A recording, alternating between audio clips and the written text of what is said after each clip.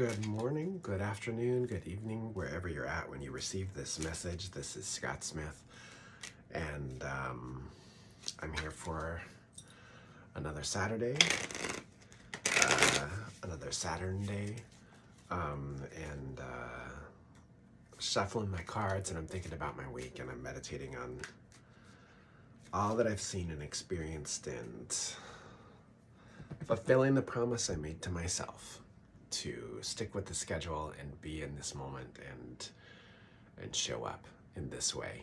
Someone asked me why I didn't do this live, and that's because I'm not sure when I'm going to do this or what sort of morning or time I'm going to have, and so it's easier for me to record this on the day of and put the message out there that way. Also, some of these platforms won't allow you to go live without a certain number of followers, and I haven't been trying to monetize and get as many followers as possible. So, if I ever reach that point, especially on YouTube, then, that's a possibility, but we're neither here nor there. So, Moon is in Aries, and I'm carrying a nice little piece of raw ruby. Some people will associate ruby with Libra, and I still can't figure that out, but I think it has something to do with like the jewelry industry, assigning stones to certain zodiac signs, but I don't do that. I go with the astrology, or I go with the color of the ray or the force of the energy of the astrological sign, and I'm using ruby because red and Aries, and so I'm going to carry that with me. This particular piece, I like the hexagonal shape of these, which reminds me of the sun. And this particular piece is also in like a bed of mineral with kyanite, which kind of has that blue frequency of energy in it as well. And I really like kyanite for communication, but also its blade-like structure to sort of cut away. And Aries being a warrior sign for me, it really helps us to remember, who we are and what we're doing and what our direction is. That color of the red really resonates with the blood in the body, and being connected here and now, the root chakra, all of those sorts of things. That combination in this particular little hexagonal piece is really potent for me, so I'm going to carry that in my pocket today and remember myself, my path, my purpose. And I think that's really shaping my message today. There was a lot this week. We're still having grieving process with Trixie. I feel like we're on the other side of something, and things are starting to pick up. But I knew that for myself because I was feeling particularly ornery and starting to snap back a little bit to some things that I saw online, and I thought, there's my feisty self. I'm returning to me. So, that's always a good sign when we feel our fire. So I saw a lot this week, and it was a lot to digest. It was a lot to sort of sift through, as it is. I mean, it's just an inundation of information, and that's life. But then we add a layer, which is how engaged we are with our devices and media of all types. I'm not just talking social media. We're just inundated. We're saturated, right, with information. We're drowning in it, right? There's so much information coming out. And I noticed certain conversations that sort of evolved this week. Some people were like, I'm quitting social media.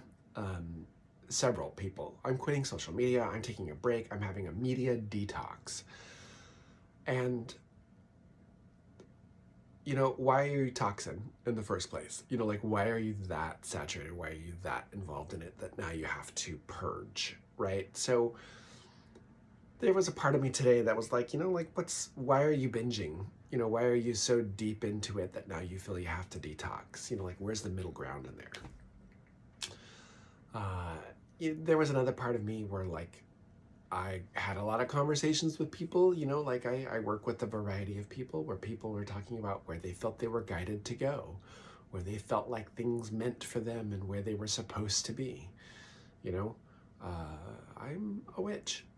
I do believe that we are guided, and I also believe that we make choices, and that it's up to us to make those choices and decide our fates. or decide our direction within the fates that have been laid before us. We're witches, we twist fate, we're not here to follow the garden path, right? We're maybe here to find what's just beyond the bricks of that garden path and start to investigate what that is and who the spirit is and what we're doing. There's a lot of rebellion associated with witchcraft.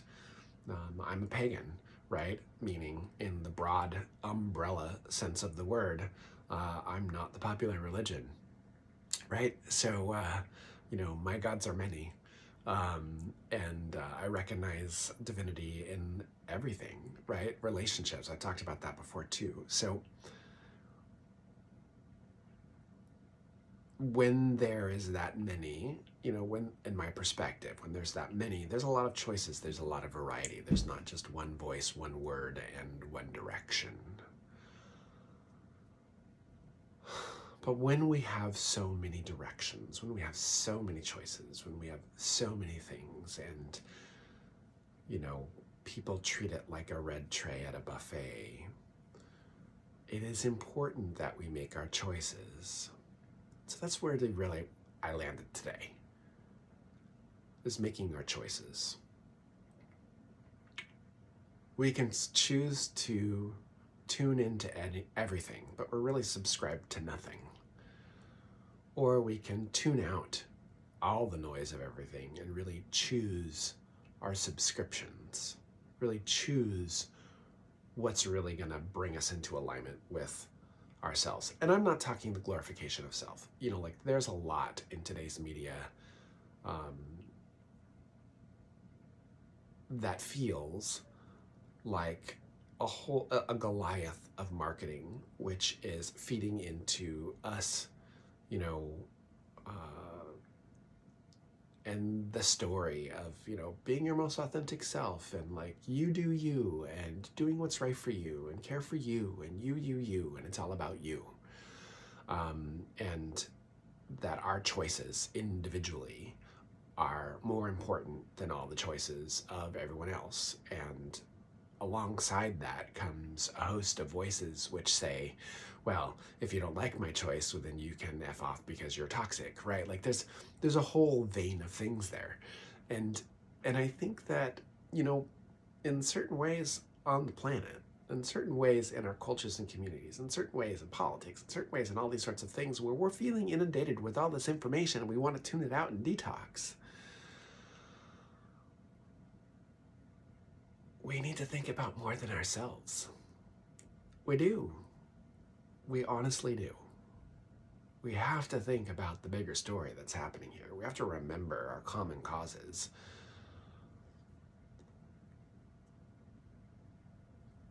As witches and pagans in particular, as people who might have found ourselves outcasted, even if they're not pagans and witches, who don't fit into the main story as it's been parroted in popular culture, for quite some time now. We didn't see ourselves necessarily in that story, or we worked to find ourselves in that story. We might have been shut out or given a secondary seat in it. We want to reject the whole thing. And this is a wound. This is a pain. This is a scar. This is something that needs to be healed. So part of our choices and what we're looking at, in the inundation of all the information that's coming to us in our worlds, we have an against mentality. And what we are against, we feed. Because we are putting up a force that pushes against an opposite. We feed it energy. Energy is neither good or bad, it's just energy. Magic is neither good or bad, it's just magic.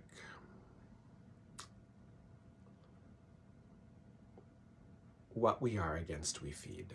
We need a better story than what we are against. We need a better story than what is toxic. We need a better story than what I need to do for me. We need a bigger story. And I think those are three parts. I think those are three parts that all sort of come together. Yes, I need to do what I need to do for me, and How is that in relationship to everyone else and to everything else that I care for? Am I subscribed to what I care for, or am I just sort of subscribing and scrolling through everything? Because you're not going to really hear your subscription in the mess of everything else, in the cacophony of voices. You're going to miss it because that algorithm and that technology is designed to get you to miss it and to hook in to your behaviors, which you're not going to see if you're constantly involved in the push and pull, the tug, and you're tuned out of the wax and wane of nature. Talked about that a little bit in past talks. And we have to be able to make our choices. We have to be able to say no to things and be okay with that no. Start to decide our own fates. Start to choose the messaging that we have here. Because it's not all about waiting for a sign about what we need to do. Sometimes spiritual growth is being willing to follow that path of beautiful desire, that it's aligned with the heart, in the light of the choices, the direction that you need to go, and making those choices on your own guidance and dealing with the consequence of those choices, which is where the real learning is at. I make a choice. This is the result. May or may not be what I wanted. May or not be what I wanted in degrees. What does that mean? How does it feel? And how do I grow from it? It's all about the choices. It's all about the choices. And that's really where I'm centering on this week. So I pulled cards because I wanted to see what that really means. What is Scott talking about here, right? Talking about getting away from the binge and purge mentality, right? Getting away from it. It's not all about being saturated and then removing and being out of it, right? Where's the middle ground for you, right? Because this swinging pendulum of things really isn't healthy, right? Binge and purge is not healthy. Where are you making choices? How are you supporting the people who are really bringing the message or are really there to support you? Are you abandoning that when you binge and purge, right? Are you all in and feeding it and then all out and can't feed it? What does it look like when you are giving to the sources that sustain you and support you, sort of not with all the rest, right? How do you subscribe really without, and I'm talking to channels or whatever, but I mean, that's maybe what it looked like for you, but you understand what I'm saying is that, like, what messages are you really subscribing to you? Are you just listening to the noise of the internet, or are you just finding those voices and tuning other things out? It's work, but honey, it's life, it's work. It's not, despite what we have been sold, it's not sitting here and just getting what we want and feeling good about it. It's really, life is work. It's making these choices. How do we really grab our threads of fate? How do we really tune into those messages and understand what it means for us, and then start to make decisions based on that and shape our lives in that accord, which may or may not look like or feel like it's guided by some higher source. Because maybe it's not a higher source. Maybe it's a deeper source. Maybe it's your source. Maybe it's the light within you. Maybe it's learning to trust yourself. Maybe it's learning to understand that message. How are you going to see that message if you're inundated with all these sorts of things? It's about those choices. So I pulled cards. I pulled cards today. Pulled one that we saw before, that King of Wands. This came up a few times in readings this week. This is from the Tarot of the Spirit. This is that Gemini energy, the dark and light. And I was like, right. On the one hand, we have the power of our ability to see both sides of things and to make decisions based on that. Understanding that King of Wind, Father Wind, or King of Wands, is that regardless of the decisions that we make, something will be cut, right? But still making the wisest choice and decisions about what it is we need to do. Hopefully, really, by centering on our heart. And when I say love, I don't mean romantic love, I don't mean familial love, I don't mean agape, I mean just love overall. in yourself, that voice which is kind, that voice which is attentive, and in that kindness and attention, that's supportive, right? So what's the supportive voice really telling us to do? On the other hand, I pulled Mother Water. This is the Queen of Cups. I love this card in this deck because I love the reflection and I love the lotus. Lotus is very special to me, not just as an Eastern symbol and philosophical concept, but as a symbol of awakening, of opening, of flowers opening. And this one's also very interesting because this one has a Gemini and Pisces flavor to it. So we have the Gemini energy here, we have the Gemini energy here. So that Mother Water remembers to act from the vessels of our offering, of our care, right? And when I look in magic, when I see, what do I mean? When I look in magic, and I look at my tools, I come from an eclectic tradition, and I use the cup, right? Some people will call it the Grail, and some people will have issues with that, and let them. That's what I call it. You call it what you want to call it. That holds water. Water represents love. It represents feeling. It represents life. It represents origins of life, right? But the cup is important because it represents the container, right? It says things, if we want the water, we need a container for it, right?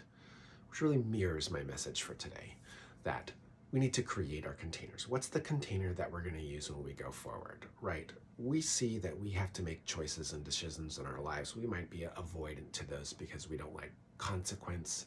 We want to avoid conflict. We hate having to choose between two things. But ultimately, we need to care for the things that we're choosing, right? We need to decide what they are. So those two cards together are really bringing that message home. We can look at that from my perspective. I might say that's a good goddess and god energy. That's not a gendered concept. That is a yin yang. That is a dark light. That is a polarizing forces of the universe, right? How do we bring both hands together to really understand this message? And in the center, we have the Nine of Cups. This is the Rainbow Mirrors. These are concluding cards, right? They really are cards that really show us the end of a cycle just before we reach that 10 in the tarot deck. And, we have that Saturn in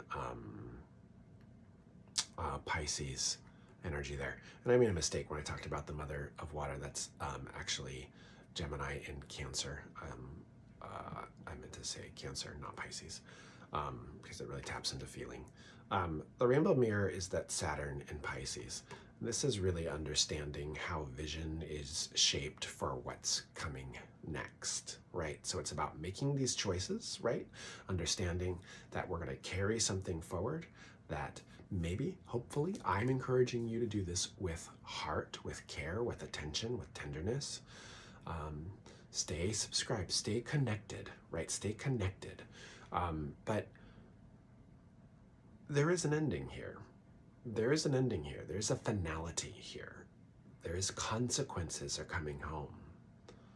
And what we have subscribed to, the cacophony, all the voices in the cafeteria all at once, not really being able to hear our friends, right? Or tuning in on the conversations, with those around us, with our people, with our spirits, like tuning into our subscriptions.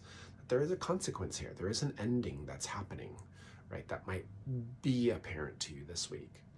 Or maybe not. Maybe that's just something that's a journal prompt. That's something that you can look at that can open up for you. Questions this week. Are you of two minds of things? What helps you to make a decision? What really helps you to tune in? What are you subscribed to? The noise or the things that really nurture you? And how do you tune into what part of the cycle that you're in and how you can carry forward and what you can go forward with? If we look at the cup, we look at the offering, right? What are you offering in this? Are you in a binge purge mentality? Or, are you refining things and finding a middle ground for yourself? It's all about the choices. It's all about the way in which we choose to do things. And I would look, and I will for me, I will look at how I handle the changes and how that is healthy or not for me. I might even investigate in my writing what really is motivating me to do that. Are there patterns from my childhood? Are they patterns from a recent relationship that I haven't really looked at yet? Are they, however you want to see it, but how we handle things is very important. That's very important. That's my thoughts for the week. These are my questions for the week. This is Scott coming to you with the Saturday service, a Saturday message. I'm wearing my little barrels this week to sort of tune into that Libra energy, the opposite of Aries, to find that balance for myself. I'm going to carry my stone today, and I think we're going to go to the Huntington Gardens in Pasadena and soak up some nature in this glorious June gloom, continuing to be just spectacularly cloudy. I love the dark skies. I love the cloudiness. It's such a blessing to have this moisture in the air here in Los Angeles, where we've been so prone to drought and dryness. Yeah, this is Scott Smith. You can find me at starandstonellc.com. I'm at patreon.com/Scott K. Smith. The S, the K, the S are capitalized. I'm all over social media. I'm all over Google, but those are the two primary places. Star and Stone especially is where I offer all my services. If you're looking for a reading or any of those sorts of things, I'm there. I offer them online. I offer them around. I can come to you. Yeah. So blessed be, blessed be, blessed be. Have a wonderful week. Bye-bye.